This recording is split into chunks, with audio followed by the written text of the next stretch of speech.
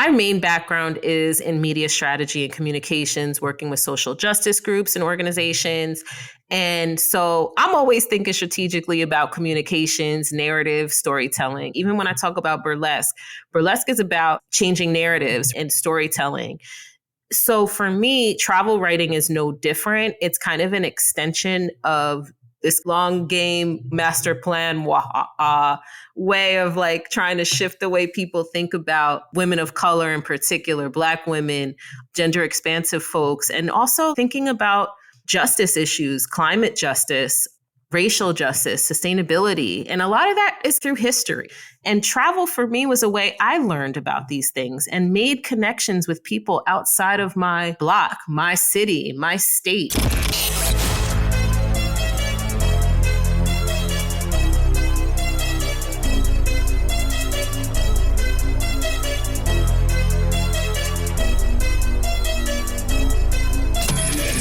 This is the Maverick Show, where you'll meet today's most interesting location-independent entrepreneurs and world travelers, and learn the strategies and tactics they use to succeed. And now, here's your host, Matt Bowles. Hey everybody, it's Matt Bowles. Welcome to the Maverick Show. I just want to start off by letting you know that I have compiled my list of the top 10 essential books for digital nomads. Now, this list contains some books that I read before starting my digital nomad journey. There were books that inspired me to do it and gave me the how-to information to transition into the digital nomad lifestyle. Other books on this list I've come across much more recently, and they have profoundly impacted the way that I see the world and the way that I travel through it. So this is a top 10 list that includes all of those books, and you can get it at themaverickshow.com/books. It's completely free. It's just going to ask you to enter your email, which will put you on to the Maverick Show's Monday Minute email newsletter if you're not already subscribed to that. And then you can check out the list. I write a little bit about why I selected each of the 10 books and how it has impacted me. And then I give you a direct link to each of the books there. So that is waiting for you. You can grab it right now at themaverickshow.com/books. And now let's get into the episode. My guest today is Janna Zinzi, aka Jazz. She is a traveling storyteller documenting cultural change makers in arts, spirituality, entrepreneurship, and social justice. Jazz is the co-founder of WanderWomxn, a community and travel agency connecting women and gender expansive folks of color with cultural and sustainable travel adventures. Jazz is also a travel journalist with bylines in Condé Nast Traveler, Travel and Leisure, The Daily Beast, and many others that you would know. She was a contributor to the newly released Lonely Planet Costa Rica guidebook as well. In addition to her writing, she has over 20 years of experience as a media strategist for organizations working on civil rights, reproductive justice, and Black arts equity. Originally from New York, Jazz is also a mixed media artist and a forever student of dance. Jazz, welcome to the show. Hey, it's wonderful to be here. Thank you for having me. I am so excited to have you here today. Unfortunately, we're not in person. Let's just start off, though, by setting the scene and talking about where we are recording this from. I am actually in the Blue Ridge Mountains of Asheville, North Carolina today. And where are you? I am in New Orleans, Louisiana right now during carnival season. It's an amazing time. I had my king cake today already. So all is good here in New Orleans.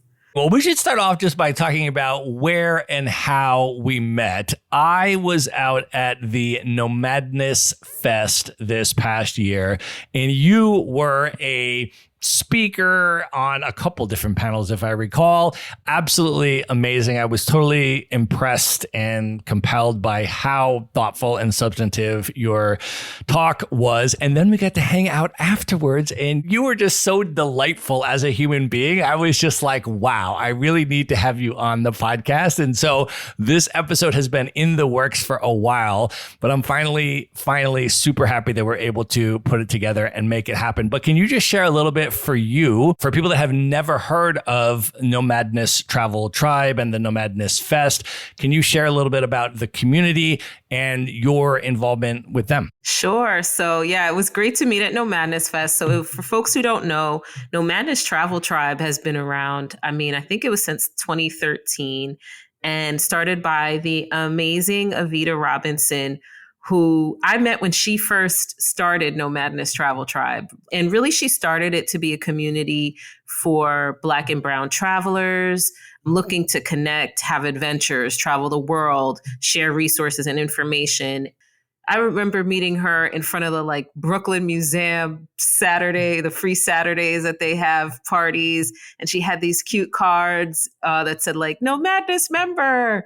I might still have it. And just watching her grow that community, I think now they have 30,000 Facebook followers. And so they do these really just dope events called No Madness Fest. They're annual festivals geared towards travelers, folks to be in community together, IRL, so bringing that Facebook community to life. So there's folks there who are just travel enthusiasts, travel influencers, content creators, travel advisors, travel journalists. So it's just a vibe. Everybody's just super cool, smart, loving, joyful. And we were in Louisville, Kentucky. I hope I said Louisville right, because you got to say it properly. We got education on how to say it. But it was really a beautiful space, beautiful time. And the event was at the Muhammad Ali Center there, which I really wish I had more time to explore, but had some really powerful artwork and archives at that center. So I hope to go back sometime. There were things I didn't get to experience, but got to meet you and kick it and talk smack and talk shop. So that was definitely good. It was amazing. Yeah. And big up to Evita Robinson. She has been a guest on the Maverick Show. If anybody has not heard that episode, we will link it up in the show notes. Definitely one that you're going to want to go listen to. Jazz, I want to start with your story all the way back and talk about where you grew up. And you and I are from a similar era. We are both hip hop fans, and you grew up in New York during the golden era of hip hop. Can you talk about where specifically you grew up and what it was like coming up in that era in particular? For sure. Yeah, I grew up in Mount Vernon, New York, better known as Money Earned in Mount Vernon. And I'm grateful because I spent my preteens, teens, and early college. That was the 90s for me. And that is just the best era of music, straight up across the board. Hip hop, I think all genres personally, but hip hop has such a, they say the soundtrack of your life, and it really has been. So Mount Vernon is the home of Heavy D, Pete Rock. Diddy is really from Mount Vernon, but he doesn't claim it, and we don't need to claim him. So that's cool, to be honest about that. But it was such an amazing time. And I really want to give props right now to my cousin. He's like my big brother, my cousin Chris. He grew up in the Bronx, and I spent a lot of time with him and his sister growing up together. They're like my siblings.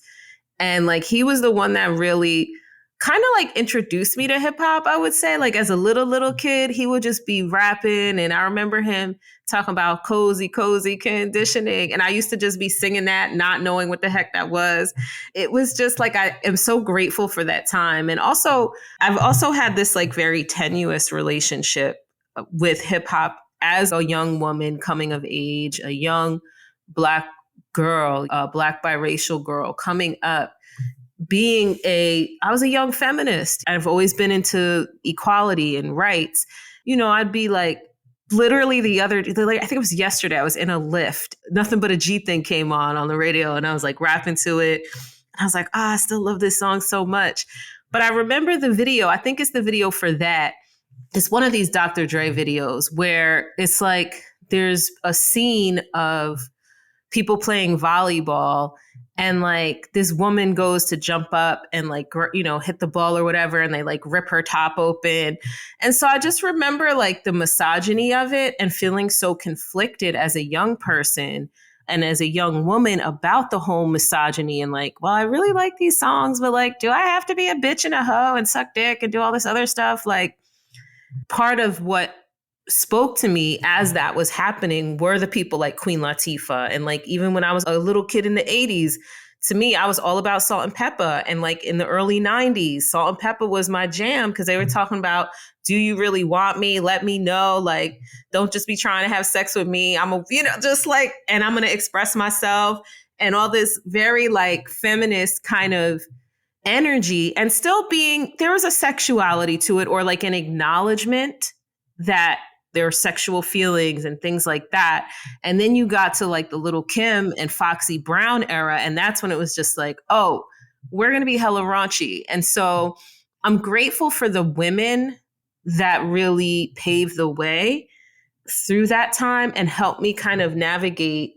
I want to like hip hop, but I hate being called a bitch every 3 seconds. You know what I'm saying? Or just looked at as like a hoe and this like side character, or this person that's just there for your pleasure. Like that was always very, very conflicting for me, to the point where there were some times where I was like, F this, like, I don't want to listen to Biggie, fuck Tupac. Like, I don't care about them. So like, there was such a wide gamut to me.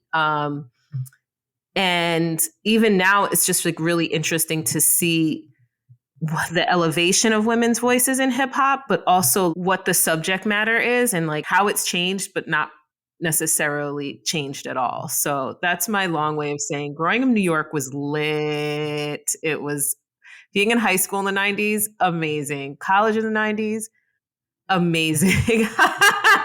Best parties.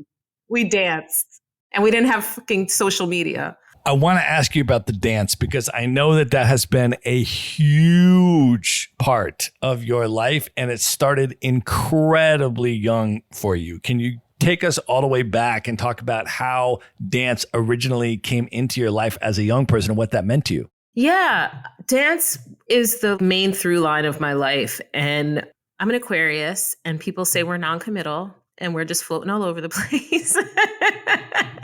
And part of that's a little bit true. But what I will say is I've been dancing since the age of 3. I started doing tap, ballet, jazz, kind of the typical dance school when you're a kid. And there were times where I wanted to quit. And my mom was like, nope, you're not quitting. You could quit piano. And I wish she didn't let me quit piano, but that's another story. But I always loved dancing. I love performing. You know, we talk about hip hop and we talk about like, I was such a music video maniac growing up, MTV, BET, VH1. And I loved choreography. I loved dancing. And I was so connected to music. And then as I got to college, you know, after I graduated high school, college is where I started to really be able to study and take classes in hip hop dance, in Afro-Caribbean styles. And then in my 20s, really learning diasporic folkloric dances. So Congolese dance, Haitian dancing, again, like these Afro-Caribbean, less like soca or dance hall, but more of the like Orisha dancing, spiritual dancing. And so I've been just doing it ever since. And also was a burlesque performer where I incorporated all of those things that I learned into my burlesque routines. It was great. Burlesque is like where a lot of dancers who didn't go a traditional route end up. Can you give us a little background on that for people that are not familiar with burlesque? Talk a little bit about the art form and then also share a little bit about the history in particular of Black women and other women of color in burlesque. Absolutely. I love burlesque so much. So burlesque is essentially theatrical striptease. And burlesque, the word burlesque comes from the word burlare in Latin, which means to make fun of. So the idea of burlesque was not necessarily to be like just like this sexual thing. It was more about making fun of the mores, ethics of the times, especially for women. So you can trace burlesque back to the 1800s. You can trace women of color's participation in burlesque back to the late 1800s. And in particular, a lot of the time, the pieces centered around making fun of gender roles. So like women have to be dainty, women have to be cooks, and cleaning or whatever. And then you add the layer of stereotypes of women of color. So you have, whatever those stereotypes of Black women were, as maids or as sexually voracious, or like Asian women or submissive, and, all these stupid stereotypes that still exist, but really using the stage to make fun of it and have fun with it. A lot of times in the history of it, you'll see Black women and Asian women getting together and doing reviews together, which I think is like fantastic and so super cool. You have one of the most famous Black performers. I want to say it's Ida Overton, and I may mess up her name. I think her first name is Ada, actually. She's one of the first prolific ones. There was a woman in the 1890s that took Salome, and people were going crazy over this one white woman performer. Please forgive me for forgetting these pioneers' names. And so she was like, oh, okay, you want to see how it's really done? She did her version, and people like lost their whole minds. As it's evolved, there was a time where it fell off because burlesque became more like a stripping culture became more popular and actually just more lucrative. But there was a real research, and that, I would say that was around like 1970s, 80s. And I would say in the 90s, there became this resurgence of women getting in touch with the burlesque art form as a way of reclaiming body autonomy, loving themselves, real like body positivity, feminism, I guess. So for me, when I was in New York, I was dancing and I found a group called Brown Girls Burlesque, and they started 2008 maybe. And I found them around 2010. And I went to this Women's Day. It was like a Women's History Month show. And these women tore it up, man. They did everything from like Harriet Tubman and Sheila E. It was like the most wide array of storytelling. And I was like, I love this. I want to do it. How can I be down? This is so fly. And so became a member with them. And what was dope about it is that we were in New York City, and the woman who founded it, shout out to Miss Aurora Bubrialis, she is a pioneer because she was going all these burlesque shows in New York City, and like, why are there no women of color? There's like maybe one, if that. And this is New York City in 2006, 7, 8. That makes no sense. We got together, and now burlesque is it's just amazing. It's so many more women of color, and it's so much more gender expansive. It's really just, I'm grateful for that time in that space, because I feel like just by being who we were, a group of women of color who were sometimes political, like we really took that idea, those roots of burlesque, of making fun of stuff and talking about issues of the day. We did stuff about climate change.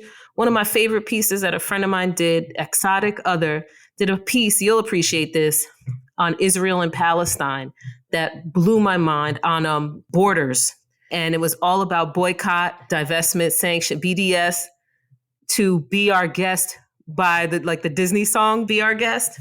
That still gives me chills when I think about it. It's one of the most brilliant things I've ever seen in my entire life. Like, I really want to talk to her, but like, girl, can you bring that out again? So anyway, that's my nerd out of burlesque. I just think it's a really phenomenal art form, and it's sexy, and you reclaim, like, you just love up on yourself and you love up with the people in the audience. And I don't want to take that away. Like, there obviously is a sensuality to it that's exciting, but it's playing with all of those things together in a way that I think is really smart and fun and joyful and healing. Well, I also want to ask you a little bit about how your interest in world travel started to develop, because I know you have now integrated dance into a lot of your travel experiences, but take us sort of all the way back on that journey. When you think back when you were young and coming up, how did that interest in world travel initially start to develop, and what were some of your earliest travel experiences? So as a little kid, my dad does not fly. I've been trying to work on him, but he's not feeling me. And it's okay. I love him very much. So we drove everywhere. We took road trips everywhere, up and down 95, New York to Florida, New York to North Carolina. That's where my grandparents were and are. And so the first time I actually got on a plane was to do study abroad, Spain. And that was summer of 1999. And I was just like, my whole world just was blown away. I was like, this is the best. Oh my God. Like, it's like a whole new world opened up to me. So I just was like, I'm curious. I want to travel and do more. And I did this after college, run around Europe thing for a month with the homies. And, that just kind of started something in me. But it really was in my 20s, the jobs that I had always required travel. That was kind of happenstance. One of my first jobs, I was working with allhiphop.com. I was a publicist for them. And so we got to go all over the place to domestic travel, right? Like St. Louis, Miami, Greensboro, North Carolina, like some of the most random places, but like cool stuff. Dallas for conference. And then I worked in it's kind of a 180 at a reproductive health think tank. And that was like the job right after that. So night and day, and the entirely the same skill set in two totally different industries. I was the marketing person. So I got to go to conferences all over the world and all over the country, all over the United States. So I went to Mexico City. I went to Morocco. I ran the booth. And when you go to conferences and conventions, I was the booth person that was like, come sign up for our newsletter, set up this booth here, take our brochures, blah, blah, blah. And so what I always did was this company or whoever is paying me to travel. So I'm going to take a day or two and go explore. I mean, at the time I'm like 28. I'm like, I don't have money to fly to Morocco on my own. So let me take a few days while I'm here in Morocco.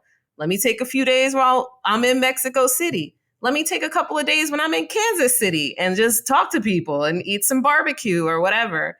And so that just became almost like accidental. It was like unintentional that just became something I just loved. I loved traveling and going new places and meeting people and talking to people. And it's how I learned a lot about particularly Black history in the United States, was just going to different places and being like, oh, what should I learn about here? What's there to do here? Cool. I went to Kansas City and the Negro Leagues baseball museum was there. And I love that so much. I'm a big baseball person. So from there, it just kind of evolved where I wanted to start writing about travel because I felt like I wanted to share my experiences as a blogger. And then I started to think about, well, there's a lot of stories that aren't being told. And you don't really see a lot of Black women writers. You don't really see a lot of stuff about Black history or women's voices or spirituality or these things that were interesting to me as a traveler weren't being reflected, one, in the blogosphere, and two, certainly not in mainstream media. So it just kind of all happened. And it's been really just kind of a going with the flow journey, if that makes any sense, of there's a need here. Oh, there's other people who want this thing or are curious about this thing. How can we connect and build community around these ways of seeing the world? This idea of travel that's a little bit more connection focused. Conscious is a little bit overused, but conscious in a way of making connection with people and understanding our own space in the world and how we're interconnected and relating to other people in other locations. Well, I want to ask you about some of those travel experiences. I think the one that I want to start with is Haiti. Can you talk about your experience there? Haiti was really special. It was my last international trip before COVID became a thing. So it was my last international trip of the before times, as they call it. It was a heritage travel opportunity for me. It was a dance retreat with this incredible Haitian dancer and singer named Riva Nairi. If you're in Brooklyn, check her out. She's just next level. And a friend of mine who knows me, one, I'm adopted. So my birth father's Haitian. I'm not very connected to that part of my ancestry. And so it's something that I've always been trying to tap into in different ways. And dance is one of the ways that I tap into a lot of things, but really how I could connect to that part of my culture and my ancestry. And so this was a dance retreat, 4 days. We went to Cap Haitien, and it was life-changing. We got to dance at the Citadel, which is a massive historical monument built to keep the French out. And it really is like we were dancing, not like in the Citadel itself, but like in this field right next to it where there were all these other ruins. And we were doing ancestral loa, like voodoo dances, honoring ancestors, honoring Gede spirits. And I can like feel it and see it in my mind's eye. And we also got to do some really beautiful dancing on this island, Amiga Island. We were told it's where Christopher Columbus first came. And so that was really powerful, doing Yanvalu, which is like a snake undulation type of dance. And you wear all white. You're connecting with the water. And so we're doing these very watery waves dances as we're staring at the ocean. I'm really at a loss for words at it, but it was one of the most profound travel experiences that I've ever had. And also what I will say on a very logistical level, organized to a T, because Haiti is not an easy trip to organize for a lot of reasons. It got postponed because of political strife. So I felt really blessed and grateful to be able to go, but it really taught me a lot of growth personally, but also as well in terms of seeing how people run really, really good, solid, tight group trips in places that are maybe not always the most set up for travel and tourism. So it was dope. It was dope. Well, another place that I want to ask you about is your trip to Naples, Italy, what your motive was for going to Naples, and then what your experience was like in Napoli once you got there. I love me some Napoli. I love Naples. You can't see that I'm smiling right now, but that is my jam. Listen, here's the thing. I love it too. And I love people who love Napoli because there's a lot of hate towards Napoli. And when somebody tells me that they really love it and they connect with it and they resonate with it, I was like, yo, those are my people. I mean, I really appreciate it as well. But what was your experience like and what do you love about it? Same. I'm like, the people who are Naples haters, that tells me everything I need to know about you. That we're not going to travel vibe. That is what it is. So I ended up there last summer. I was with my best friend and we were taking her daughter, who is my goddaughter, to do a study abroad program in Florence. So we were like, we're going to Florence. Great. Well, we're going to go all over the place. And I really was pushing to go to Naples because of also I have ancestry there. And so a friend of mine, one of my homegirls, shout out to B, she lives in London. She's like, I love Naples. It's great. You got to go. So we went from fancy Amalfi Coast, picturesque, blue, gorgeous, water and beach and all this stuff to like gritty ass Naples. And I remember my friend, when we got there, we rolled up to where we were staying at Airbnb. There was like trash all over the sidewalk and like whatever. And so it was just like such a stark contrast and this like massive juxtaposition of what we just came from, of like beautiful Amalfi Coast to like dirty graffiti city Naples. And we both loved it. I don't know. It's like it gives me like a New York 1995 vibe. Maybe that's why I like it so much. But what I like about it is, yes, the grit. There's incredible street art everywhere. I love street art. I love graffiti. I want to see it. I don't care. I'm here for it. The food, top notch, best I had, phenomenal, hands down. And it's affordable. That's also the thing. Like we were all over. We were in Florence. We were in Lake Como. We went to Amalfi, so we were like in more like fancier kind of things. And Florence is a city, but Naples, that food was top notch, so flavorful. It reminded me of my Aunt Katie, that meat sauce. It just was the best food. And what was amazing is my last name is Zinzi. there is a delicious salami sandwich shop with the name Zinzi. So I met one of my probably distant cousins. I was like, I'm a Zinzi. I'm a Zinzi. He gave us the shirts from his collection to give to me and my dad and my auntie.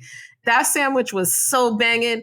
That's like one of the top 5 food experiences that I've had in my life. And I love how hyped they are for the things they love. Like Maradona is everywhere. I didn't know who the hell Maradona was when I went, but I sure found out fast that he's like their soccer legend or their football legend.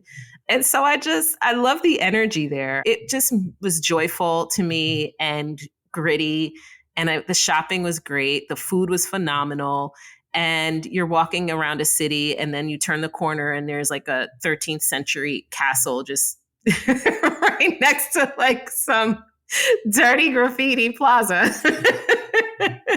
I'm here for it. Love it. Love it. Love it. It is amazing. I agree. I tell everyone to go, and anybody that's going to be in that direction, that vicinity, to get to the Amalfi Coast, you got to fly through Naples. And I was like, do not sleep on Naples. Do not just skip through it. Don't just have it as your hub and stay there, spend time there, immerse into the history and the beautiful, gritty authenticity of the culture, and have your mind blown by the type of food that you're going to eat in that city. It is next level. Yes, yes. I love that you have been there and that you feel me on that. I tell everybody about it. I mean, it is the spot. I want to ask you about a very different type of place that you have spent time, which is Costa Rica. And you actually ended up contributing to the Lonely Planet Costa Rica guidebook. Can you talk about your experience there and that contribution to the guidebook? Sure. I ended up in Costa Rica kind of by accident, but nothing's really by accident. In 2020, you know what all of us were going through in 2020. I was living in Los Angeles, left LA, came to New Orleans towards the end of the year.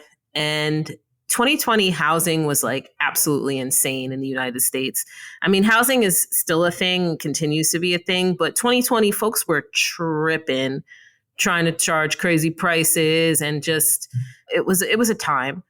And when I moved here to New Orleans, I couldn't find housing. My homegirl got stuck, quote unquote, in Costa Rica because she was on a sabbatical. And when borders were closing, she was just like, well, I'm here. I'm just going to stay. So she's like, you know what? I can get you, there's an opening in my building, $700 apartment rent. It's utilities included, across the street from the beach, Wi-Fi. There's a pool. If you want it, this apartment is, I'll tell them it's yours. So I put my stuff in storage and went down to Costa Rica and ended up staying there for about a year. I stayed at first, and that was in Guanacaste and Playas del Coco.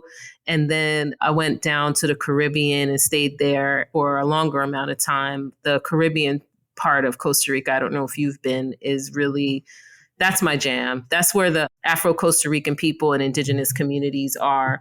So it's a very distinct energy, very different from the rest of Costa Rica, which is incredible. Yeah, I lived there for a year. And then it's funny, I just pitched myself to contribute to this Lonely Planet Costa Rica guide. I don't know where I saw a call for contributors, but I was like, yeah, this seems cool. And I knew in my heart, I was like, of course they're going to ask me to write the Southern Caribbean section. I'm like, I'm the Black girl. I lived there. So duh. No, they hired me to write for Southern Costa Rica, like the central part and the Osa Peninsula, which was like the one section of the country I'd never been to. And I was like, I've never been there, but we're going to figure it out.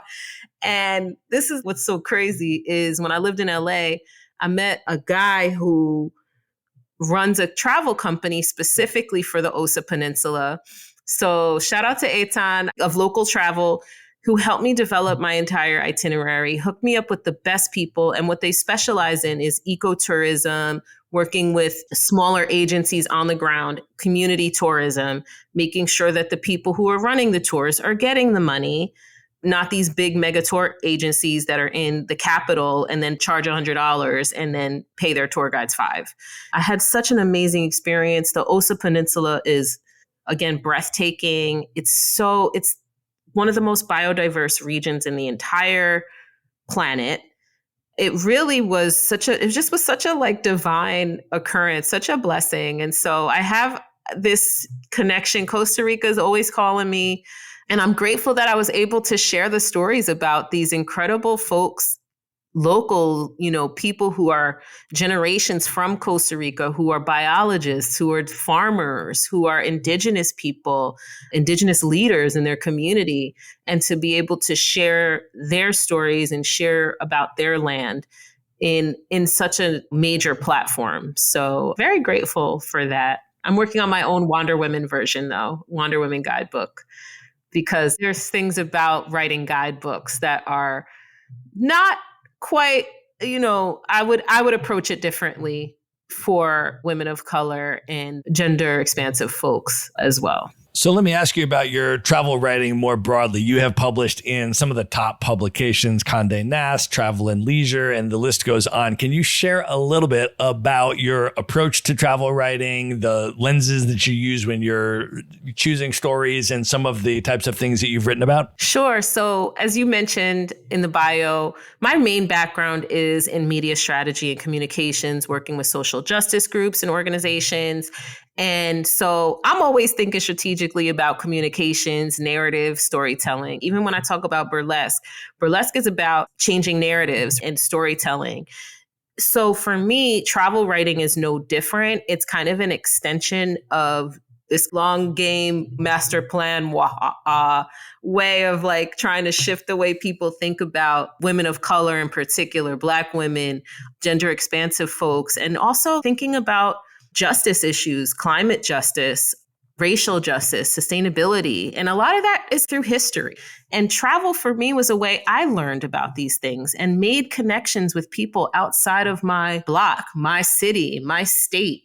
Travel was really what helped me understand history better, understand myself as a US citizen, understand the privileges that I have, or even understand myself as a New Yorker being totally elitist sometimes, going to other places, if I'm frank. And when I think about travel journalism, I wanted to just tell the stories that aren't being told. And a lot of the time, give perspectives as a Black woman from the States who is exploring different places. Like, what does that mean to see myself in these other cultures? Or what are other dope Black women doing and women of color doing in the Bahamas, like in Costa Rica, in Italy, wherever they are? What are the stories that need to be uplifted? And so really trying to use my platforms to share personal stories, but also to uplift these change makers who are helping us rethink how we approach the world, rethink how we approach travel. I really just like to tell compelling stories about people doing cool, phenomenal, and inspirational things, especially in mainstream outlets, especially if I can, because they need to see more of us in these places so that it's not just monolithic storytelling and that it's also not colonialized storytelling. And that's also forced me to really continue to do work on decolonizing my own ways of thinking, seeing things, talking about things, approaching things as a traveler, as a visitor, as an immigrant to other people's places where I, living abroad. So that's how I like to think about travel journalism. And I want to bring money to Black people, local people who are doing cool stuff. That's what, and frankly, I want to do that. I want my communities to get paid. I want to ask if you can expand a little bit on your reflections on the travel ethics. One of the key themes of the Nomadness Fest this past year was exactly that. And Evita did this amazing keynote on can BIPOC travelers be colonizers too? And you were a big part of that whole discussion, that whole theme, and talking about the things that we need to keep in mind as travelers. In that regard, can you share maybe some of the main points that you were talking about at Nomadness and some of the reflections over your years of travel and study and writing and interaction with folks, and just maybe offer some tips for folks for how we can just be a little bit more conscious and thoughtful as we move through the world? I pitched that topic to Evita, like just as a panel, and then she hit me, and I was so nervous about it. Like, I don't know, like people are going to resonate with this. Am I too militant? And she wrote me back. She was like, will you, do a fireside chat with me about this? And I was so honored and really like heartened, because I felt that part of the reason why I started WanderWomxn with a group of other women of color was because we felt like a lot of the travel content, on social media, and also the stories that I wanted to tell in major publications, was super colonial. It was very much about not acknowledging our US passport privilege, not acknowledging American dollar, US dollar privilege. It was very voyeuristic. It was not anything about like connecting with the community. It was just like, here's a picture of me being pretty in a bathing suit on a beach. And that's cool. I love pretty people. But like, don't tell me you're a travel expert when you're not talking about travel. You're just trying to be cute on the internet.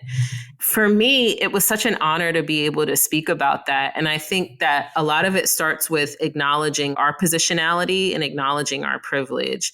It also, for me, I think is about a level of humility, a level of curiosity, and thinking about we're going to somebody's home.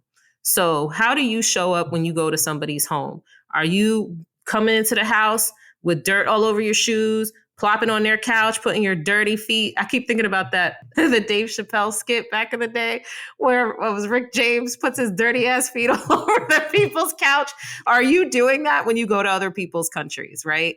Or other people's cities? Being genuinely curious about folks and really supporting local businesses. So you asked for tips, right? So how can you support local businesses, and particularly Black and brown people? Where are the queer people? How are you supporting different communities, immigrant communities, and their small businesses? Don't just stay at the Marriott and the Sheraton and the whatever.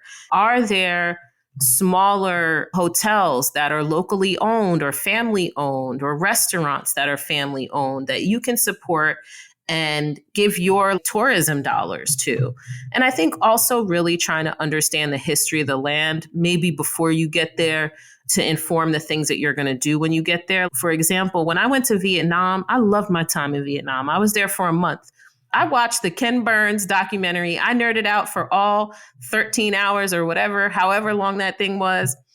And that so greatly informed me about, one, going there as an American or a person from the United States, and understanding the context of what I'm stepping into. It changes everything. I'm like, I can't imagine the experience I would have had in Vietnam if I had no idea, and like all of a sudden just ended up at the War Remnants Museum and having a complete utter breakdown of like, oh my God, the Vietnam War was so effed up.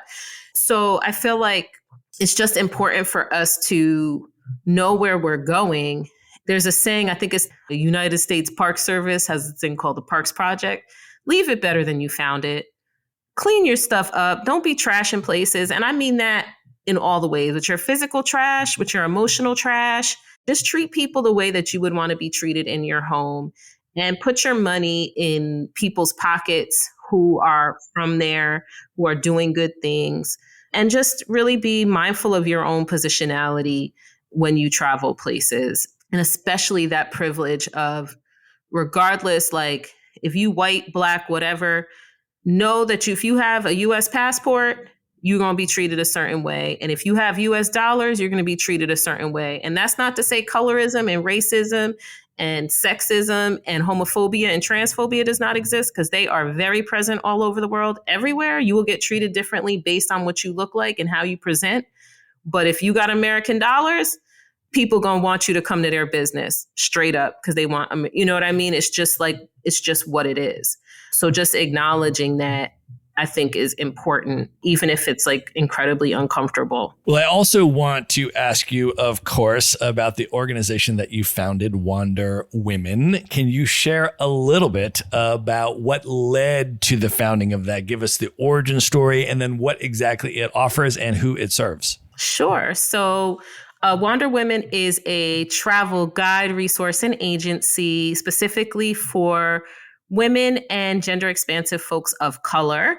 And I started it back in, I guess it was 2019. And I think even before that, at a communications conference, me and a couple of women, shout out to Mina Hussein, we just were talking like, we don't see ourselves reflected in travel content. That's why I was talking to you about these, just content creation just felt really vapid, very like showboaty kind of vibes. And we're just like, let's start this blog. Let's tell our stories. And then over time, I was just like, I want to do more than write. I want to curate community and build community and talk about conscious travel and curate trips. And so now this year, 2024, I'm finally launching group trips. So I'm really excited about that. I'm really, really excited about that. And bringing in some folks who want to blog, other women that are interested in blogging and telling their stories about their travels, liberatory stories. Travel can be really liberatory, especially for Black women, Black queer women, Black and brown women across the board. Getting out of the US feels really good a lot of the time for our mental health, physical health, all the things.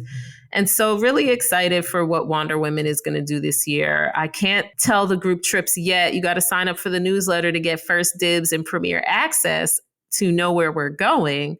And also just offering resources. So for example, like I mentioned, I'm creating a Costa Rica travel guide, again, with our communities in mind. Is it safe to go as a queer person of color? If so, where?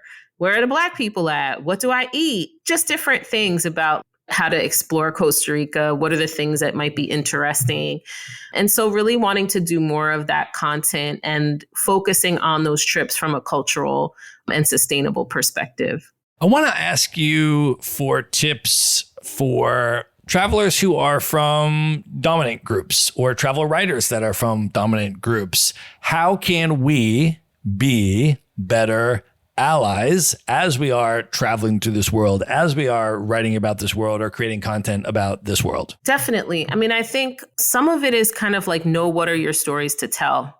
I have a good friend of mine who, this is a great example. She was approached she's a white woman, down, super dope, like has my heart. She was approached to write about Essence Fest. And Essence Fest is like the premier Black women's event space. Straight up, it is legacy Black women's magazine. And so she was, I don't think I'm the person to write this, but I know someone who would do a great job. She was like, would you want to do this? And referred me to the job. So it's things like this to know, is this my story to tell? Should I be the one telling this story? I have another really great friend of mine, Jen Posner, who's always been very much about equity on panels. So anytime she's invited to speak on a panel, she does a lot of feminist media stuff. She asks, who else is on the panel? Are there any Black women? Are there women of color? Are there queer people? She's like, I'm not going to be on this all white panel speaking about things. No, you need to diversify this panel. So there's things that you can do in that way to be, okay, like maybe you don't know any better, organizer X, but let me help you understand what you need to do to make this more equitable, right? And I think from a journalism standpoint, again, it's definitely about, what stories to tell. And I also think it's about like, it can be challenging when you have a blind spot, when you don't know what you don't know, right? There's a lot of things where I'm like, oh, I have people, I live in New Orleans. I'm not from here. I have folks who tug my coattails and be like, that's the New Yorker in you, or challenge me in terms of, really understanding the certain parts of New Orleans history and culture that I'm an outsider. I fully recognize that. So I think it's being open to hearing those criticisms or open to really understanding and humbling yourself and learning and leaning on local voices or leaning on voices who are of those communities, from those communities, and really taking a step back and asking yourself, am I being voyeuristic? Am I talking about folks as this others or having a specific gaze on a community, and really trying to, again, step outside of yourself and think about like, what is the impact of what I'm writing? Also, you should have sources, again, in your writing from people of the culture you're writing about, of those places that you're writing about. A lot of it is not just the intentionality, but the follow through. I also think if you can have people around you that can check you, listen to them. And it sucks and it's really uncomfortable, but it's not anybody's responsibility. Like, it's not someone who's from a minority or I won't even say underrepresented, but it's not their responsibility to school you on everything. You got to do your own work. But if you have friends from those communities and they tell you something, you should listen and receive the feedback. When you think back about all of the travel that you have done now and all of the experiences that you have sought out and had in all of these places and all the things that you've learned, what impact do you think all of that travel has had on you as a person? I have deep gratitude for all the adventures and travel and places that I've been able to go. It's made me smarter. It's made my heart be more open and empathetic. It's also made me or helped me contextualize the US as well and see that there are so many other possibilities that I think, there's things that we take for granted 100%. Like, there's reasons why people still travel thousands of miles across borders through cartels and rivers and all sorts of unimaginable things to come here. I understand that. But I also understand the ways in which the United States is a model for oppression, especially racism, is the global standard and model. How that impacts Black people, people of color, every single day, all the time. It's inescapable. Like holding these multiple truths. Travel has really helped me kind of understand that and sit with that and think about how can I be a conduit, a messenger, a guide for, particularly, I think that's why I want so deeply other Black women, Black and brown folks, women in particular, gender expansive folks of color to get out, because you don't realize how intense it is sometimes until you leave and see what else is out there and see what being around Black folks in Costa Rica, in thriving Black communities, that sometimes we need to see that to believe it and to feel that and to understand. And it's just helped me connect with other cultures. And that's what I love about travel is we're more alike than different. And so that to me is so beautiful, is making those connections of, for example, when I was in Vietnam, we were on this train and the food cart was coming by and they had mango. So I was like, definitely. I was like, I don't know what's in that pot. It might be good. I'm gonna get this mango for sure. And so he gave me this little packet of salt and spice in it. And I was like, it's like tahine, like the Mexican seasoning tahine. I was like, Vietnamese tahine. I was like, we're all country cousins. And I got so excited by that. It's like little things that you really just see. Everybody wants to be loved. Everybody wants to connect. Everybody wants to be heard and seen. Travel kind of helps you understand humanity and our own humanity, I think, differently. Can you talk a little bit also specifically about the way you've integrated dance into your travels, particularly with regard to immersing in different African diasporic cultures and so forth? Yeah, absolutely. So one of the trips I'm planning for 2024, there's a dance component, and I'm so excited about that. I'm so excited. Actually, both of the trips that I'm planning for 2024, one is more overt, but there is definitely a dance component. That's how I connect with culture, is dance and music. That's how I learn about culture. That's how I learn about history. That's what moves and motivates me. So for me, wherever I go, I want to go dance. I'm like, where's a dance class? I want to go learn something. Like when I went to Cuba with a whole bunch of my homegirls, we went to this area, Trinidad de Cuba, and there we happened to just be walking around, and there was a dance performance happening. And I was like, we have to go in. Oh my gosh. Because I study Afro-Cuban dance. And I was like, oh, we have to go. Let's go. So we go in there and they were doing Orisha dances. And I was so excited. And then I don't know if I asked, like, do y'all teach classes or whatever? And they were like, sure, we'll teach. And so I ended up taking a drum and dance class there on the spot. I was like, bye, guys. They were like, we'll come back in 2 hours. I was like, I'll see you. And so anytime I can dance and connect with a place through that, I want to do it just because it feels good in my body. It's a language that I know. Like, I might not know the language. I don't know Creole, but I know these dances.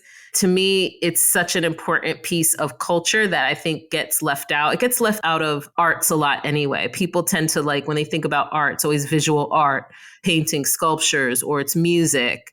But dance is like the underrated foundation of how stories are told and how stories are recorded with the song. Like, you can't have the drums without the dance. You can't have the music without the dance. That's why it's really powerful and important to me. Well, I also want to ask you about your experience as a dance teacher and an international burlesque teacher in particular. Can you talk about that? I was teaching a lot online. And so I taught when I was in Costa Rica. I taught when I lived in Los Angeles. So most of the workshops and teaching that I was doing were basically sensual movement workshops. And I loved it. I did a really fun, this was like right before everything shut down in pandemic when I was living in LA. I did a really fun 4-week workshop. It was basically on teaching burlesque. And teaching is more about being in touch with yourself and loving how you move and loving your own self-expression and giving yourself freedom to just play and explore and do whatever you want, and getting out of your own head about what this idea of being sexy is, or like, I have to know choreography to be a good performer. It's not about that. No one cares if you know the steps or choreography. A lot of the best burlesque pieces I've seen, there's no dancing in it, really. It's more play and expression and storytelling. And so for me, it's also been really healing for me. And it was healing for me, particularly in a time where I was dealing with reverberations, after effects of sexual assault. And so reclaiming my body, reclaiming my bodily autonomy, those are the things. And also, too, a lot of times, women in general, but particularly there's a specific flavor to the way that Black and brown women, and especially if you're queer or, gender expansive, the ways you're socialized about your body, the ways you're socialized about sex and sexuality, it's dangerous. It's bad. You're bad. You're going to hell. This is the devil. And whatever these things are, they just eat away at your psyche. And a lot of us, too, have been, I don't like to use the word victims, but have experienced sexual assault in some ways, or had people use power over us. And so for me, dance is freedom. And I want people to just be happy in the way that they move and reconnect with their bodies and feel good in their bodies, no matter what their bodies look like. And that's what's like kind of cool about burlesque, is it's really like, you don't have to you can look any kind of way. Nobody cares. If you are having fun and you got some sparkles on, we love it. We are here for you. You're going to get cheered on. People like titties. You know what I mean? It's just like that on a very baseline. Like that's kind of, it's hard to be sad. It's real. It's real. Well, you have built such a wonderful community, and I think you attract such amazing people to you, and you've built a really, really empowering community that I think is just fantastic. So for folks that are interested in learning more about your community, before we wrap this up and move into the lightning round, I just want you to let folks know a little bit about what are the opportunities, how can they connect or get involved with the Wander Women community. So we are WanderWomxn, and it's WANDER. So like wander, I'm wandering around. And women is WOMXN. And so that's one word. Wander Women Travels. You can find me on IG. It's wanderwomentravels.com. Everything's there. Check out the website and sign up for the newsletter, especially because that's where you get premier access, first dibs on these pop-in trips that are coming up. So definitely sign up for the newsletter. Also on TikTok, got to keep it fresh, be like the youth. I love TikTok. I learned a lot of random things on TikTok, like how to buy used cars and all these things, but I use it for travel. But anyway, that's the way to come find me. Or you can find me. I'm Janna, JANNA, last name Zinzi, ZINZI. And me and Wander Women are completely enmeshed. So if you find one, you will be able to find the other. We are going to link all of that up in the show notes, folks. So you can just go to one place at themaverickshow.com and then go to the show notes for this episode. There you will find everything linked up that we have discussed in this episode. And at this point, Jazz, are you ready to move in to the lightning round? I'm ready. Let's do it. The lightning round. All right, what is one book maybe that has significantly impacted you over the years you'd most recommend people should read? This is so nerdy and very, very nerdy feminist, but I'm going to go with Women Who Run with the Wolves. So it is a collection of short stories. It's by Dr. Clarissa Pinkola Estes, and it's a collection of all these short stories from different cultures around the world that talk about the ways in which women have been stripped of their wild nature and also reclaim their wild nature. So it's cautionary tales, it's fables, there's love stories.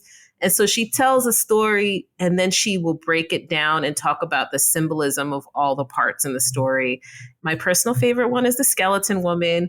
I go back to that all the time. It's about cycles of love and death and rebirth and love. And it is so beautiful. So that is my go-to book. It's dense, but it's dope. All right, Jazz, if you could have dinner with one person who's currently alive today that you've never met, just you and that person for an evening of dinner and conversation, who would you choose? Rihanna.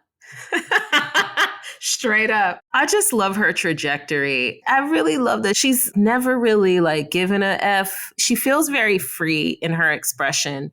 And I would ask her about her creative processes. I would ask her about mamahood and her evolving relationship with A$AP Rocky, because I'm so curious. I love it. I would ask her about musical inspiration, when she's going to have another album come out, because we all want to know that. I don't know. I feel like it would just be so much fun to like sit and chop it up with her. And I'd probably just be staring like a dummy looking at her because she's so stunning and gorgeous.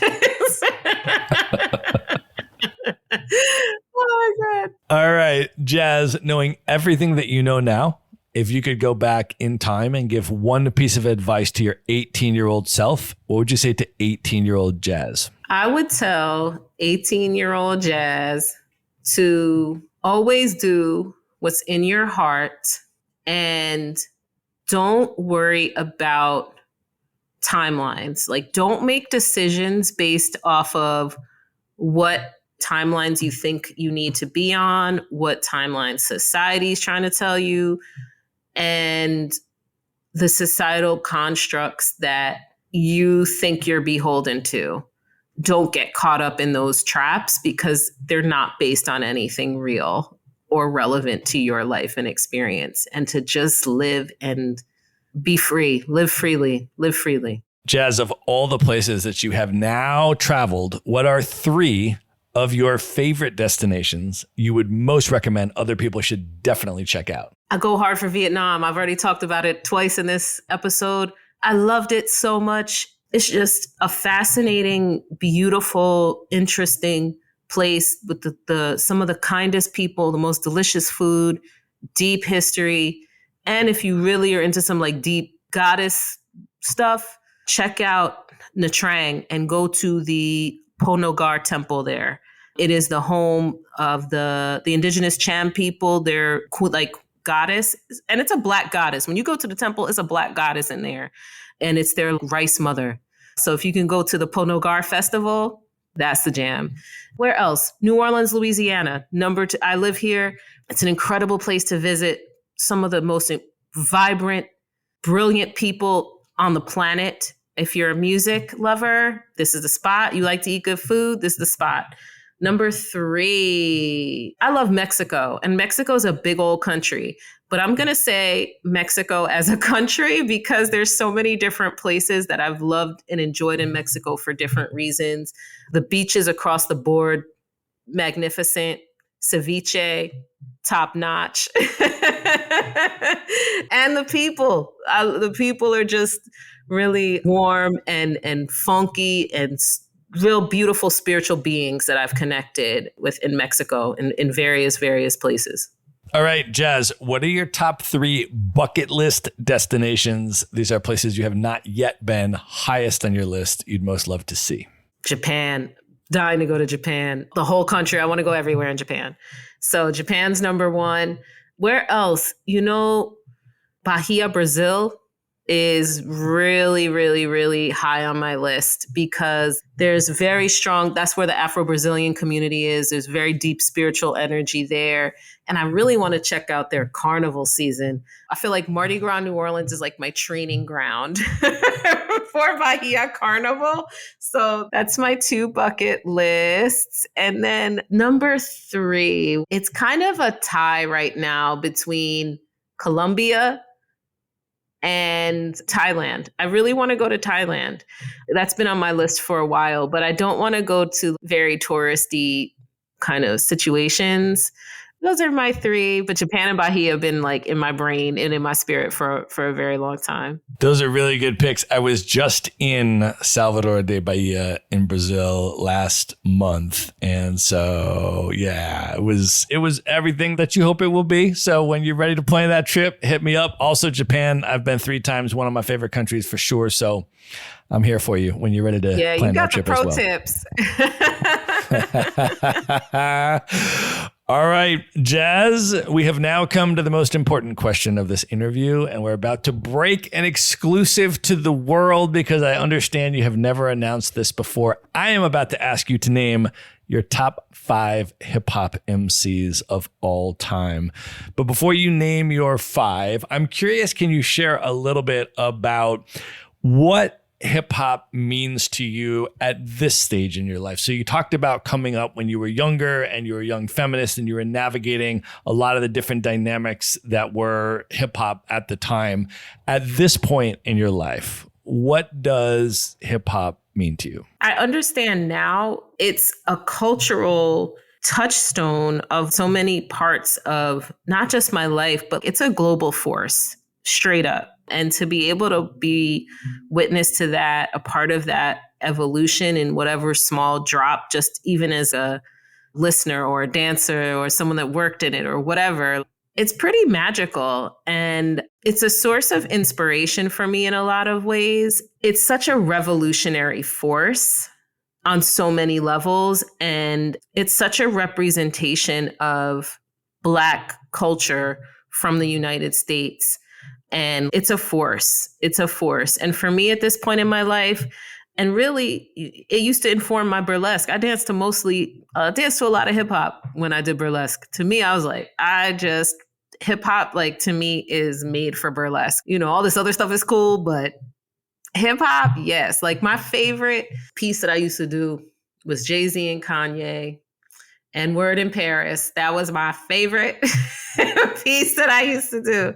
So it gives me like confidence and swag, and also it reminds me to be revolutionary in my thinking and how I use my voice and how I express myself. All right, Jazz, who you top 5? All right. Number 1, I have a tough relationship with this person, but they're my top. Nas, number 1. I don't like what happened with him and Khalees, so that's why he was knocked down a peg.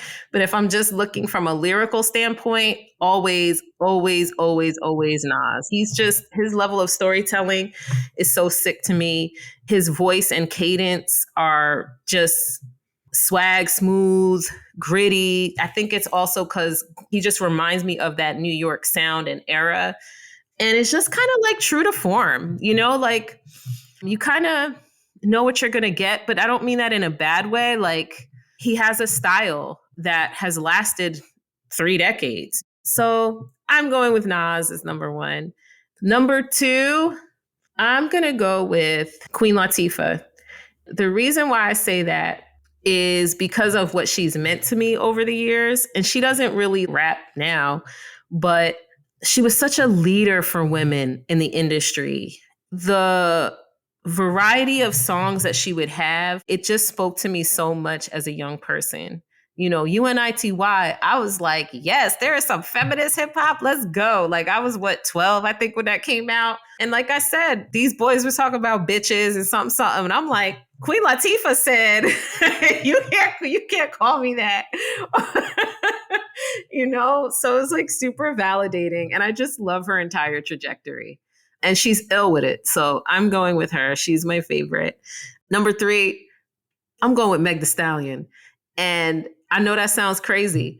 I don't care. Meg can out-rap 95% of these dudes out here today making music. I don't care what anybody tells me.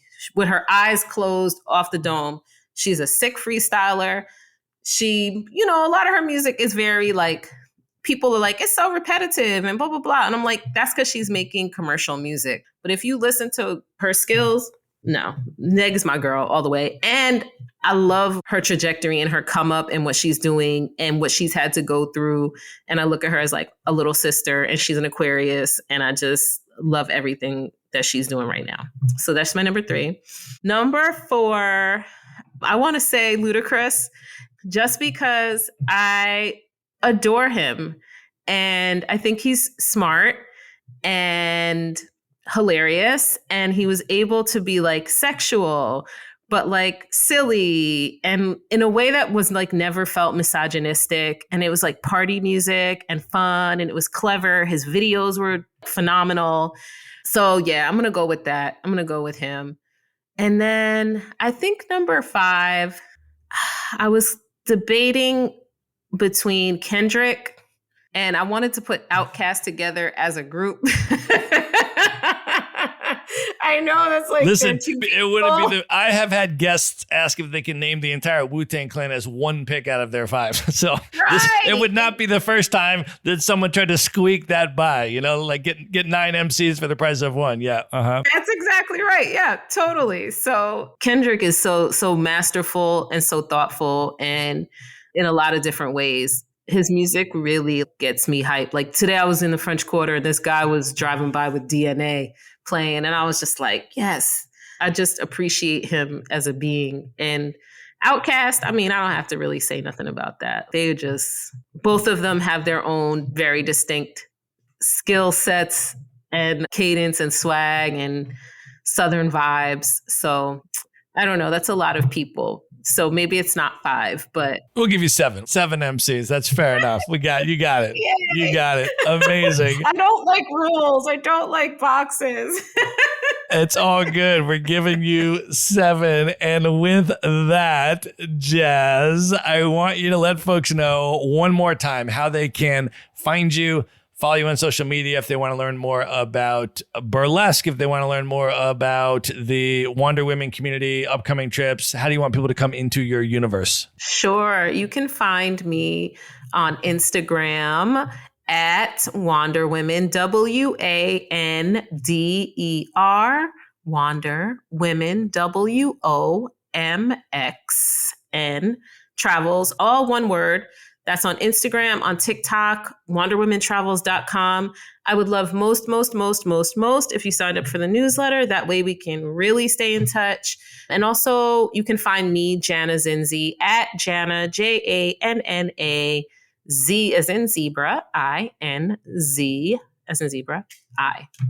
On IG and jannazinzi.com. We are going to link all of that up in the show notes. So you can just go to one place at themaverickshow.com. Go to the show notes for this episode. There you're going to find direct links for all the places to follow and connect with Jazz. This was amazing. Thank you so much for coming on the show. Thank you for having me. This was really fun. I really appreciated your questions. And I'm going to have to get offline your favorite Naples food picks. I mean, I'll just drop it right now. I went to Sorbillo. Did you go to Sorbillo? So that's where Zinzi is, right across the street from there. Yes, that pizza changed my life. It was ridiculous. I couldn't believe I was eating it. I just couldn't understand how someone made a piece of food that tasted that way. I wasn't even like comprehending what was happening. I was like, what is going on in my life right now? It was crazy. So yes, everybody get to Napoli and all of the other places that Jazz recommended as well, because you put some amazing, amazing places on the map for folks if they have not been there. Thank you for coming on the show. I think you are amazing. And I'm really hoping that a lot of folks from the Maverick community will join your community, because I think you're doing amazing and important things. So thank you for coming on. Thank you so much, Matt. All right. Good night, everybody. All right. I hope you enjoyed that episode. Just a final reminder to subscribe to the Maverick Show's Monday Minute email newsletter. No long articles here, just 3 bullet points that I put together for you and drop into your email inbox every Monday that you can consume in under 60 seconds. You can subscribe at themaverickshow.com/newsletter. Again, that's themaverickshow.com/newsletter. Be sure to visit the show notes page at themaverickshow.com for direct links to all the books, people, and resources mentioned in this episode. You'll find all that and much more at themaverickshow.com. Learn how Maverick Investor Group can help you buy cash flowing rental properties in the best U.S. real estate markets, regardless of where you live. Schedule a free phone consult today at themaverickshow.com/consult. Now you can buy rental properties with tenants and local property management in place, so you don't have to be a landlord or a rehabber. To get your questions answered and discuss how Maverick Investor Group can help you meet your real estate investing goals, schedule your free phone consult today at themaverickshow.com/consult. If you like podcasts, you will love audiobooks, and you can get your first one for free at themaverickshow.com/audiobook. Whether you want the latest best-selling novels or books on investing, business, or travel, try your first audiobook for free at themaverickshow.com/audiobook.